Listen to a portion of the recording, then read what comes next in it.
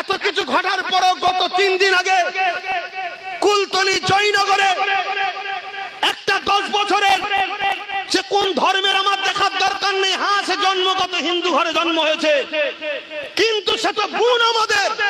একটা এইটুকু বাচ্চা মেয়েকে কেন রেপ করে ফেলে দেওয়া হবে পুকুরে?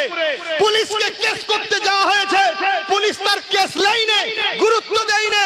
আজকে যদি গুরুত্ব দিতে হয়তো মেয়েটার শরীরের উপর নির্যাতন হলেও হয়তো তার জানটা ফিরে পাওয়া যেত, সে কোন রকম ভাবে জিন্দেগিতে বেঁচে থাকতে তো পারতো।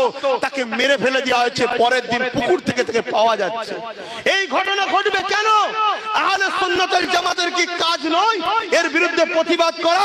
যদি বলেন যে নয়, তাহলে আমি বলবো ইসলাম তাহলে কি এর বিরুদ্ধে কথা বলেন?